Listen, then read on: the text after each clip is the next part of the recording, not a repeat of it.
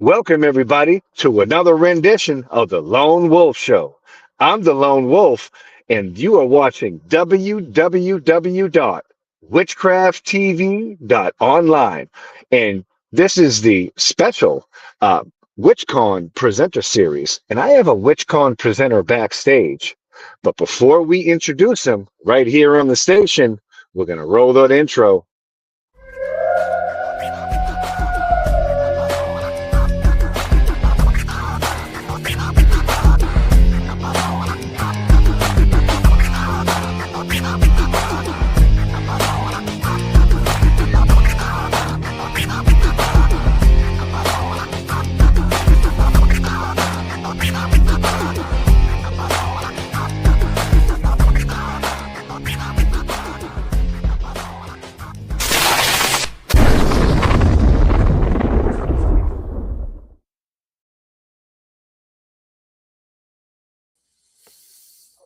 Levi Rowland, everybody. How you doing, Levi? Doing well. How are you? Man, it's great to have you on the station, man. I've been watching WitchCon for years. I'm so glad. I'm happy to be here. So tell me, how did you get involved in WitchCon? Well, I taught a Hex Fest, which is a big festival that they also put on in August. And then I like the comfort of doing it from home. I'm not going to lie. I work from home. So the fact that I can teach witchcraft without having to go somewhere is kind of a blessing.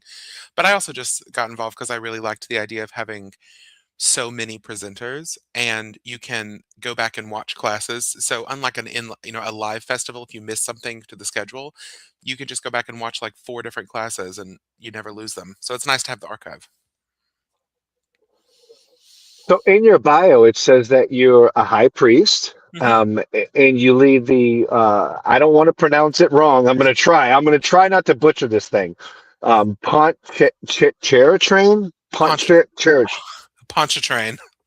Pontchartrain, and that really does sound like wicked New Orleans. Like I spent a lot of times in New Orleans. Like I kind of get the lingo a little bit. So it's right outside of New Orleans, and hmm it's a teaching coven, and it's the temple of the line of the Alexandrian craft. So is that like an outer order of the Alexandrians? No, it's a specific lineage. So like the lineage that my training comes from the Temple of the Mother, which was Maxine's coven in London. Right on. So that's sort of like just the lineage I trace through, and sort of there's a community of us, and it lets people know sort of where you're from a little bit.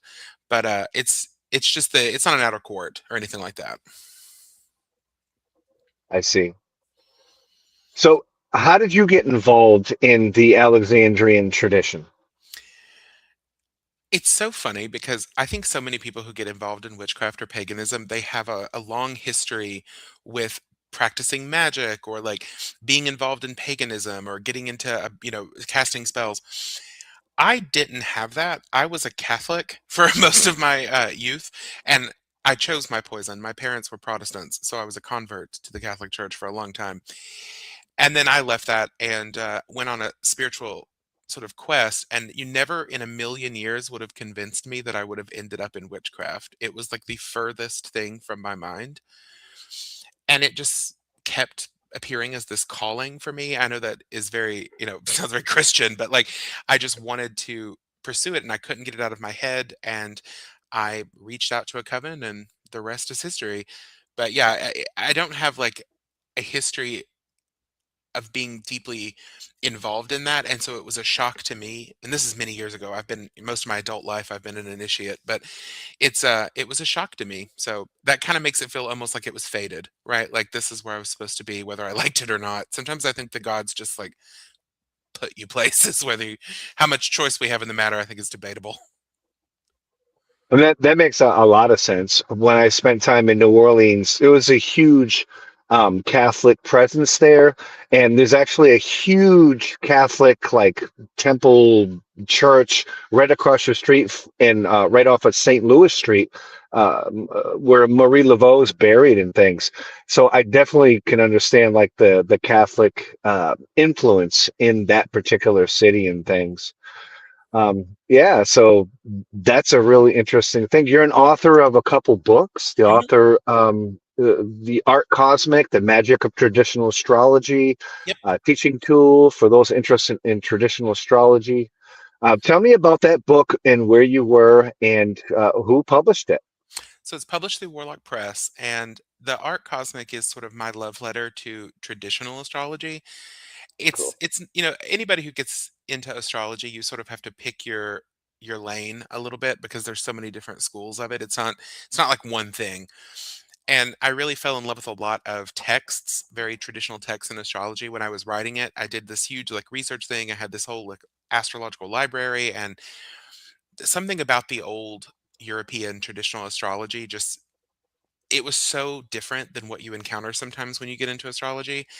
It's much more fatalistic sometimes. I like to joke about trad astrology. It can be a little dark. When you're going through these old textbooks on the stars, you'll look up some conjunction or something and it'll be like death by fire, like great tragedy. It's just very like honest sometimes. But yeah, it's also an exploration of planetary magic, which is just a huge framework that I love for magical workings. And yeah, that's the art cosmic is definitely my love letter to that system. And it's complicated, but once you get past sort of the mathiness of it, it really can open up your praxis in a lot of cool ways. So when dealing in astrology, I know that, the world is a big place, and I'm pretty sure like Chinese astrology is very, very different. Hmm. Eastern and Western astrology is Oh yeah. different. How did you come in contact with that, and how did you write about that? I think Vedic astrology is different from Oh kind yeah. of Western astrology, I think. Yeah. We tend to, a lot of people call it tropical astrology because it follows seasonal. We don't account for axial tilt in Western astrology, but Vedic astrology is what we call sidereal, meaning it factors in where the stars are. But the reason I like Western astrology so much is just because it is an integral part to sort of the Western occult tradition. If you pick up any grimoire, with a few exceptions like the Abramelin, but if you pick up any grimoire, or if you get into the Hermetic Order of the Golden Dawn or traditional witchcraft, it's like learning a language that once you learn unlocks a bunch of other languages. Like it's kind of like how if you learn one romance language like French or Spanish, it's easier to learn the others, right? And astrology is just one of those magical languages that kind of opens up the whole esoteric history of the West to you. Same with Kabbalah.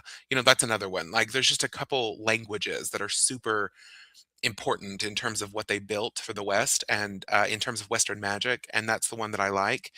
I do have some experience with Vedic and Chinese astrology. They're very, very different. They have almost no relation to what we do in European astrology, but I like them all. But it's obviously the one that was the most impactful on my practice, right? Because as a witch and somebody who's into Western occultism, like it's all planetary magic. Everybody's out there shouting at angels in the sky. So you mentioned the Golden Dawn magical tradition. How much of an impact do you think the Order of the Golden Dawn magical tradition has had on contemporary Wicca? That is a very good question, and you'll get a lot of different answers from different witches. Some I know a lot of initiates, including in my own line, who are very reticent to sort of be like, oh, a lot of this comes from the Golden Dawn. They're very uncomfortable with that. They want witchcraft to be this very, very separate thing. I I am comfortable admitting that I think the Hermetic Order of the Golden Dawn had a massive influence on contemporary witchcraft, how we structure circles, how we understand initiation, all of that. But it wasn't there. A lot of it wasn't theirs to begin with. Either it comes from Masonry and the French occult revival, that Eliphas Levi and whatnot. That was translated into English by a lot of the Golden Dawn leaders like Arthur Waite and whatnot. So I'm comfortable admitting that I think Golden Dawn magic is part and parcel of contemporary witchcraft in terms of the ceremony of it, the structure. I do think the spirits are very different in terms of like what you're tapping into. I don't think that initiatory craft taps into the same spiritual egregore as the Golden Dawn or Thelema or anything like that. But structurally, we share a lot of common language. So I'm not the sharpest tool on the altar. What does egregore mean? So egregore for me is, it's a common term in a lot of like esoteric things where you have this sort of spiritual entity that's created by the praxis and belief of a group of people. So, like, you have a Christian egregore, you have a Hermetic Order of the Golden Dawn egregore, you have a witchcraft egregore, you can have even tools can have it. So some readers, for example, will say something like the Rider Waite Tarot has a different egregore than the Marseille deck, right? Like, because they've had all of this belief that's been pumped into them, and a lot of early 20th century occultists kind of recognized that. They called it an egregore. I'm actually not sure where that comes from, if it comes from Theosophy, or maybe it does come from the Hermetic Order of the Golden Dawn, but I don't think so. But it's that sort of cloud of belief, that sort of existent entity that's built from all that praxis and belief that you're tapping into on some level. So your second publication and book is Mother Ecstasy: Transformation in the Great Goddess. This work is an exploration of the goddess religion and a guide for anyone wishing to approach a mysticism rooted in the divine, particularly the goddess divine. Mhm. Tell me about where you were when you wrote the book, who were you published with, and why was the book written? It's also through Warlock Press. Mother is the book I wanted to write. The Art Cosmic, I think, is more very, it's very useful. Like, if you're trying to, the Art Cosmic can teach you how to do like a horoscope, right? Or in a traditional way. But Mother is a book I wrote from emotion, like, and from devotion. It's not a how-to book. It's not a intro to anything in particular. It's just an exploration of goddess religion, because I do consider witchcraft a goddess religion. I mean, yes, we have a god. We have a god and a goddess. Both forms of the divine are honored in every circle, but God the Father has a lot of fans in this world. He's doing fine. Like, it's, I don't, the male images of God are pretty dominant, but it's Hail also just, Hermes. yeah, they're doing just fine. But I think I think I wrote it because there has been a sort of backlash against the goddess in contemporary witchcraft, in my opinion.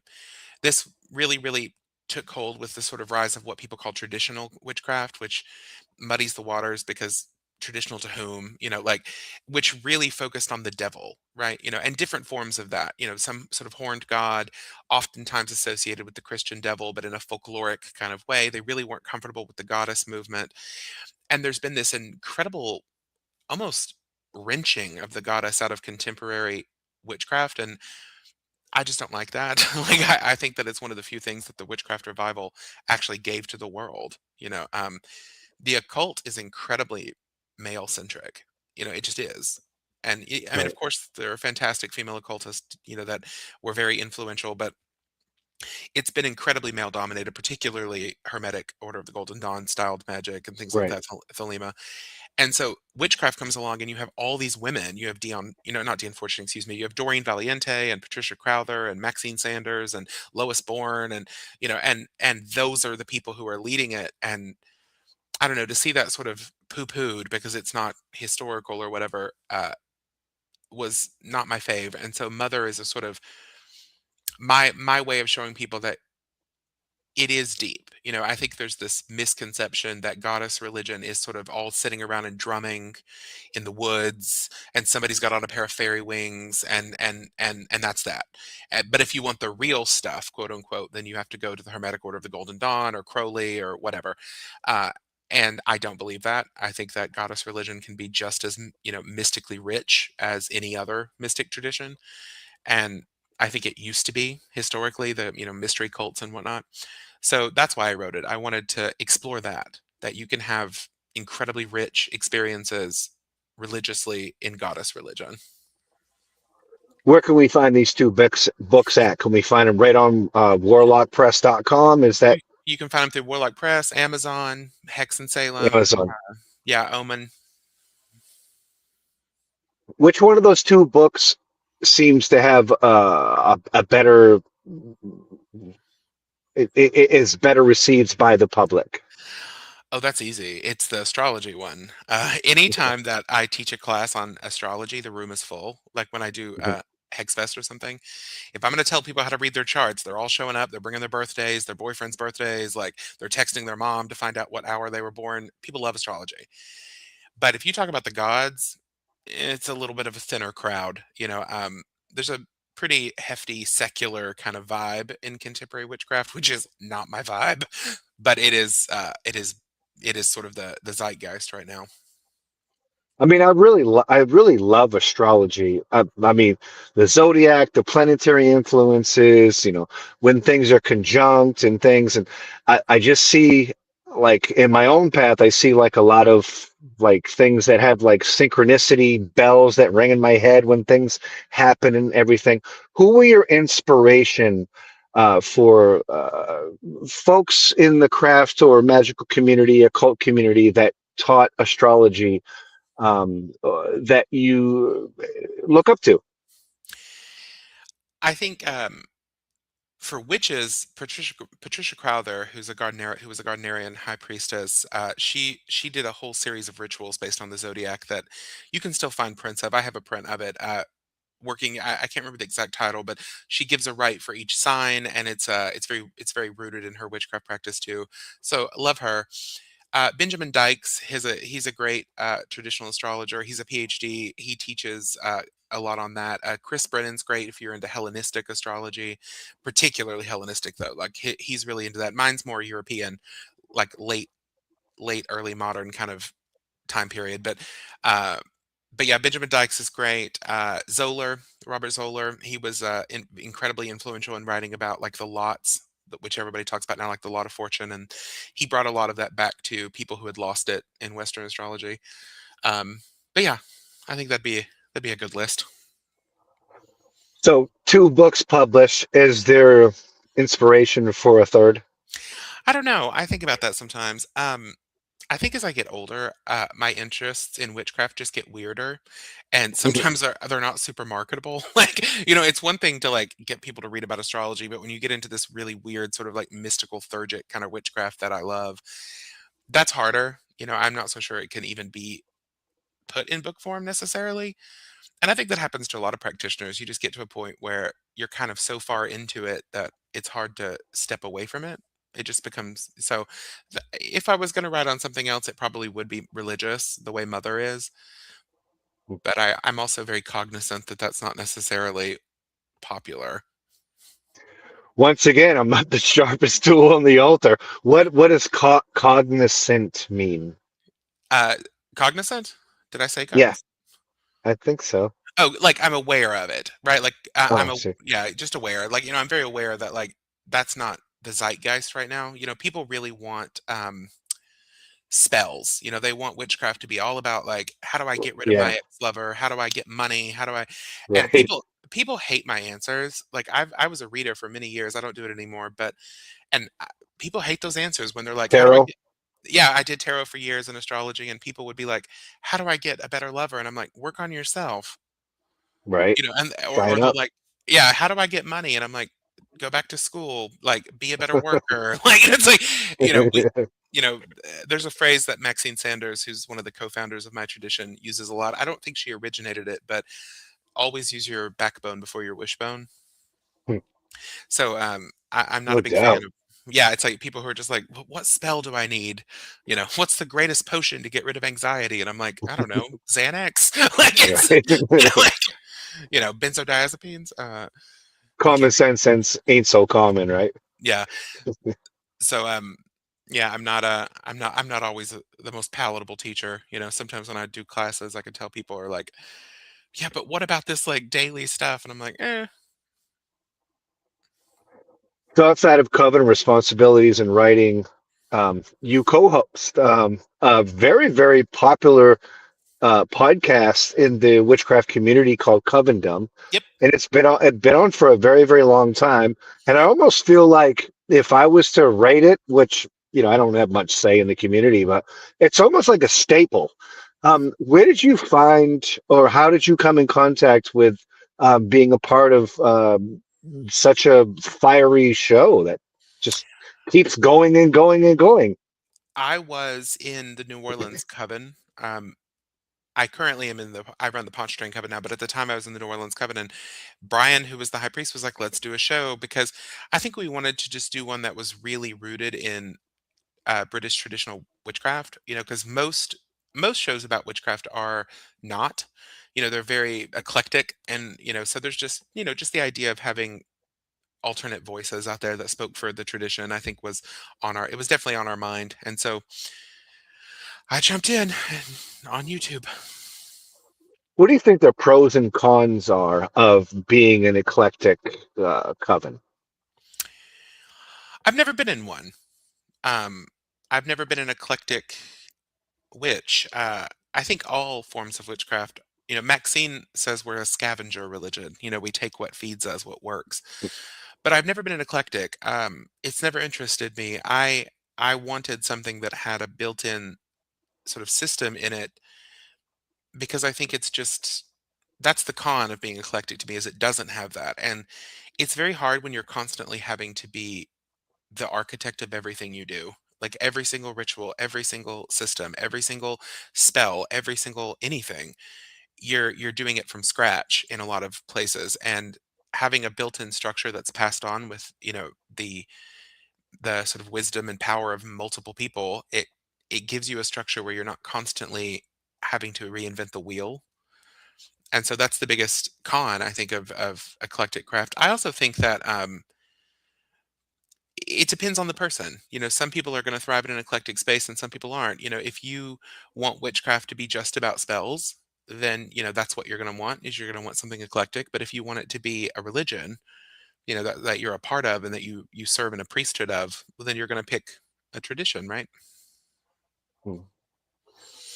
So, as with WitchCon that's happening on February 20th to the 23rd, WitchCon's been around for a few years now. Were you involved in the very first year of WitchCon? I think so. I think I've taught a class each year. So with WitchCon, there's an archive. Like once you sign up for WitchCon and you're a part of WitchCon, you have access to, I'm pretty sure, all of the classes and everything. What are some of the classes that you have taught at WitchCon? That's a very good question. You're throwing. I taught one on Gnosticism and sort of like introducing witches to Gnostic texts that are which are things that I really like. I've taught on astrology before, and then I have taught on meditation and ritual ecstasy. Which is much more what I'm doing for Hexfest this year. And then this year, I'm teaching a class called Magical Lies, Half Truths that Impact Your Praxis.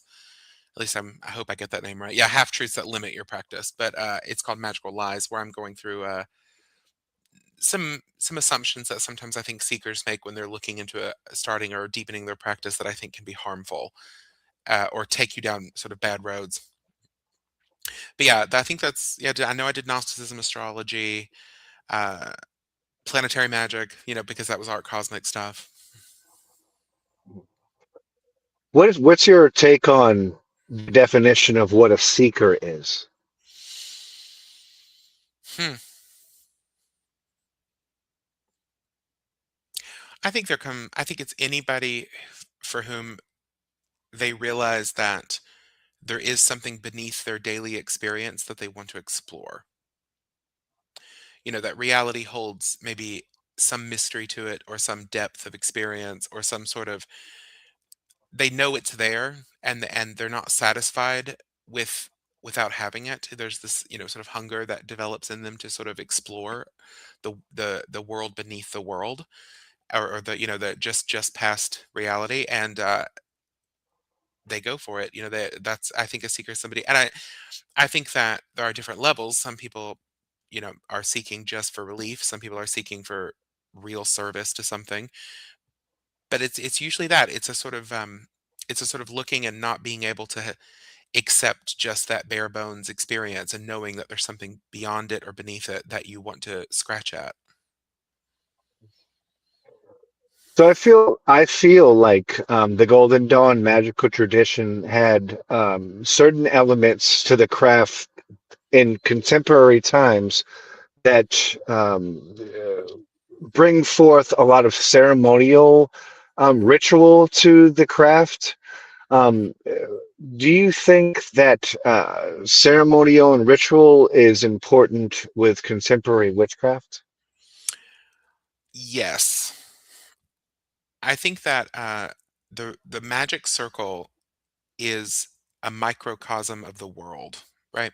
So rituals, for me, we have a very strong belief in Alexandrian witchcraft where we say we don't like empty ritual. So like there's nothing in the ritual that's just like, well, this is what they told us to do, so that's why we do it. Like everything has a purpose, everything is a teaching tool and is built for, building up the power in a circle. But ritual to me is the lived experience of wisdom, right? It's one thing to know something intellectually, like I know this thing about the world, but ritual allows you to experience it in a very real way. It's where you're activated in every world, from the mental all the way down to the physical. So I do think it's necessary. I'm not a big fan of. I think that there's too much. How would I word this? Like there's too much in contemporary witchcraft of this sort of like nothing matters, right? Like nothing matters. It's just whatever you want it to be. Just it's all about intention. I don't think that's true. I think how you live your life does matter, like and how you work things out. And ritual gives you the space to do that. But I think it's that's the whole point of ceremony. In magic, I'm not saying all ceremonies are like that. I mean, there's lots of stupid, dry ceremonies that are just ritualism, but I think ritual gives you the opportunity to experience living wisdom. It's happening in the circle. It's actually manifested in the body, as opposed to just being a thought you have. Thank you so much for that. That's good clarification.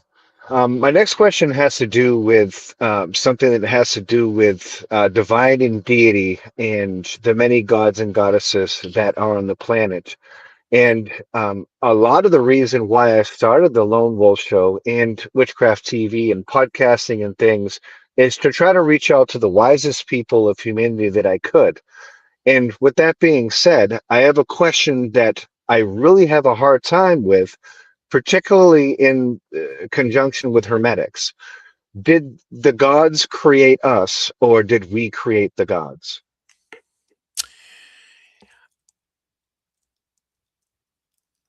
You're making me think. There's a famous quote by Cicero where he said, "If the gods didn't exist, it would be necessary to invent them." But I don't. I would say that I'm very theistic. I believe in God. With a capital G.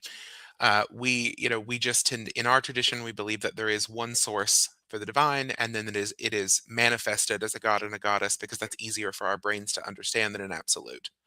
It's too difficult, according to our tradition, to sort of sit around and contemplate the absolute. It would drive you mad, right? You wouldn't be able to function, because you wouldn't care about daily life. You wouldn't like.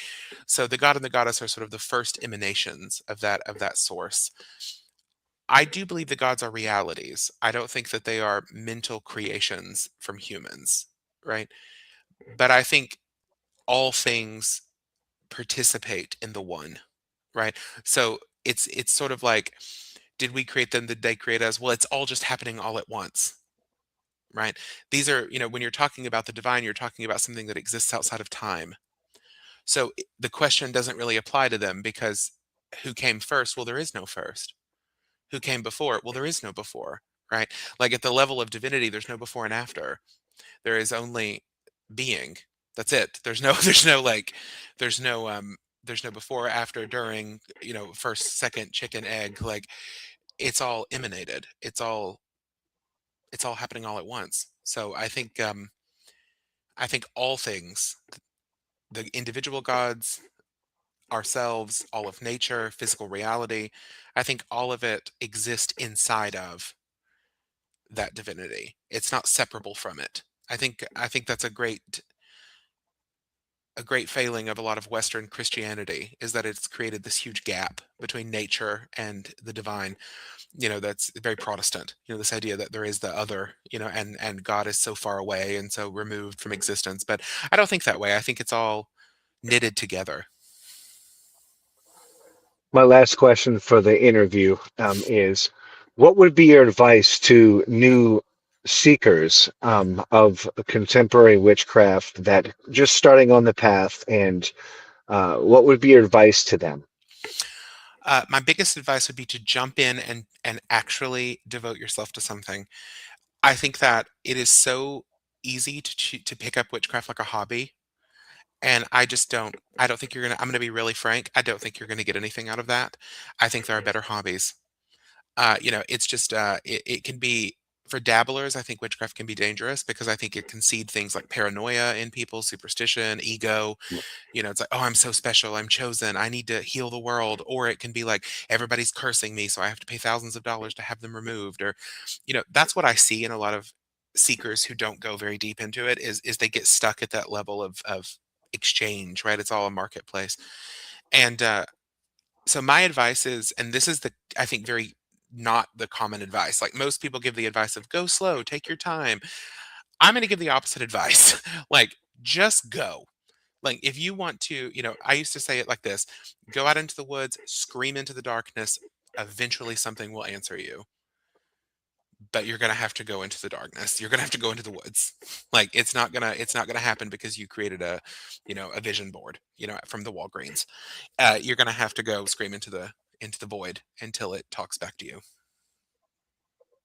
In the very heart of witchcraft, we thank you, Levi Rowland, for coming on the Lone Wolf Show on www.witchcrafttv.online. Make sure you tune in to the next episode of Covendom, who is it has become a staple in the witchcraft community for podcasters. And also make sure to check out Levi Rowland for WitchCon 2026, starting February 20th to the 23rd. Thank you so much, Sir Thank you. Levi, for coming on the Lone Wolf Show. It's been an honor and a privilege. It was a pleasure. Um, I'll be watching you progress, and I hope to see that third book. Oh, And make sure to keep it right here on Witchcraft TV.